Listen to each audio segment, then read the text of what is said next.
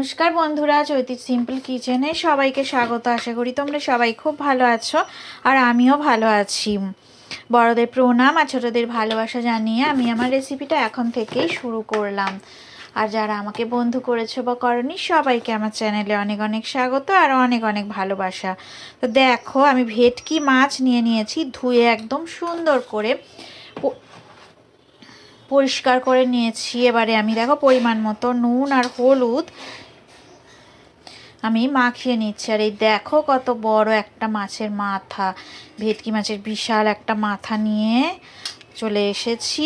আজকের recipe skip করো না তোমরা, ভিডিওটা প্রথম থেকে শেষ পর্যন্ত দেখো, আশা করি তোমাদের ভালো লাগবে। তো একদম অন্যরকম একটা রেসিপি ভেটকি মাছের আমি করব। তো দেখো তোমরা কিভাবে আমি রান্নাটা করি। তো সুন্দর করে দেখো মাছটা আমি মাখিয়ে নিচ্ছি আর তোমরা দেখতে থাকো। এটা দারুণ লাগবে গরম ভাতের সাথে, তো খুবই সুন্দর খেতে লাগে, দারুণ স্বাদের রেসিপি আমি নিয়ে চলে এসেছি। তো তোমরা বাড়িতে একবার হলেও রেসিপিটা ট্রাই করো। তো আমি দেখো আমি 3টে মাছ নিয়েছি, একটা এই মাছের মাথা, বড় মতো মাথা নিয়েছি। আর এদিকে দেখো এই ছোট ছোট গাথার যে পিস হয় সেই আমি এই 3 পিস নিয়ে রান্নাটা করছি। তোমাদের মনে হলে তোমরা বেশি কম পিস মাছ নিয়ে করতে পারো।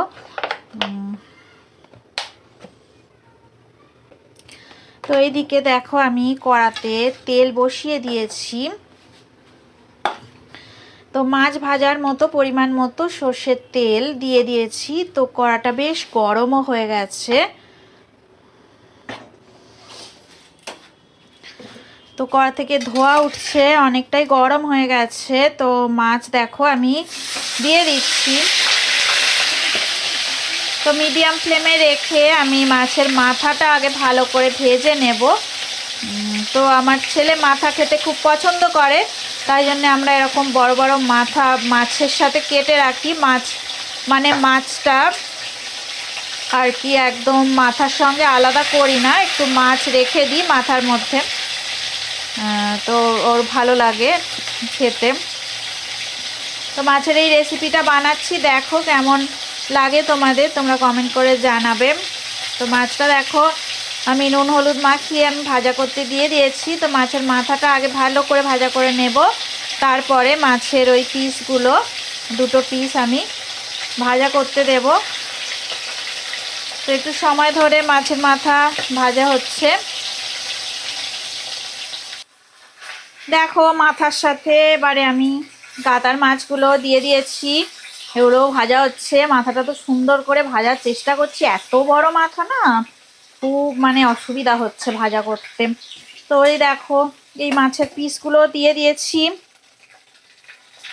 একদম মিডিয়াম ফ্লেমে রেখে দিয়েছি, ভাজা হচ্ছে। দেখো মাথাটা বিশাল মাথা, অসুবিধা হচ্ছে ভাজা করতে। এই যে দেখো এখন গাদার পিসগুলো দিয়ে দিয়েছি। আমরা 3 পিস মাছ নিয়ে আজকে ভেটকি মাছের একটা নতুন রেসিপি করছি। তো তোমরা দেখো কি রান্না বান্না হচ্ছে আজকে।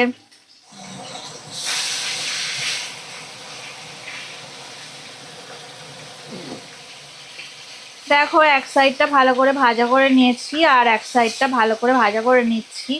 আর মাছের মাথাটা দেখো যে হয়ে গেছে, দেখো তুলে নিয়েছি, ভাজা করে লাল লাল করে ভাজা করে নিয়েছি।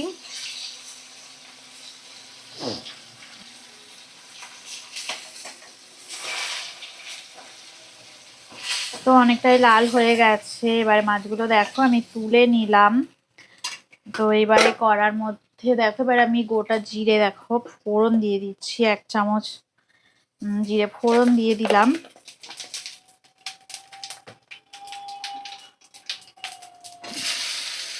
কুচানো পেঁয়াজ দিয়ে দিলাম, কাঁচা লঙ্কা কুচি দিয়ে দিলাম। দেখো এবারে আমি দেখো টমেটো কুচি আর বেগুন, এভাবে কেটে রাখা বেগুন এই যে দিয়ে দিলাম, ভালো করে নাড়াচাড়া করে নিচ্ছি। দেখো মিডিয়াম ফ্লেমে রেখে আমি রান্নাটা করছি। এই যে আমি একটু পরিমাণ মতো নুন দিয়ে দিলাম আর এরপর দেখো হলুদ গুঁড়ো দিয়ে দেব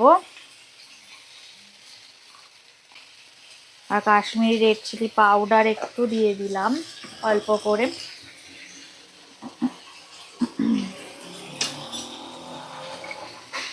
তো দেখো আমি নুন, হলুদ গুঁড়ো, নুন আর কাশ্মীর রেড চিলি পাউডার দিয়ে দিয়েছি। আর এবার দেখো এই যে আদা রসুন বাটা, পোস্ত আর সর্ষে বাটা, এগুলো আমি অ্যাড করব। একটু একটু করে বাটা আছে, সব দিয়ে দেব।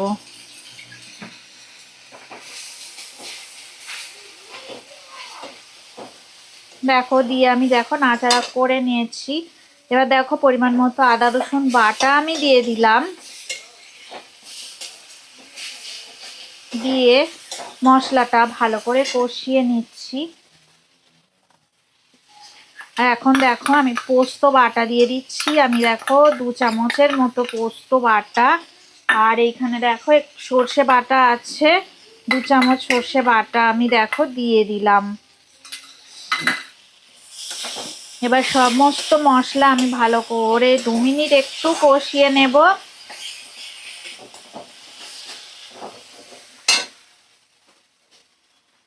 এরপর দেখো পরিমাণ মতো আমি জল দিয়ে দেব।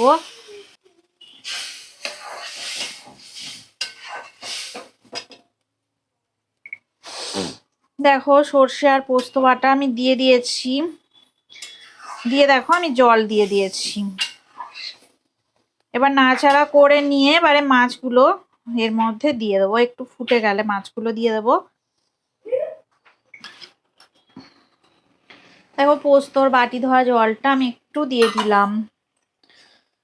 কত সুন্দর দেখতে লাগছে, দারুণ কালার এসেছে। তো এবার দেখো আমি ভাজা মাছগুলো দিয়ে দেব। দিয়ে ভালো করে ফুটিয়ে নেব তরকারিটা।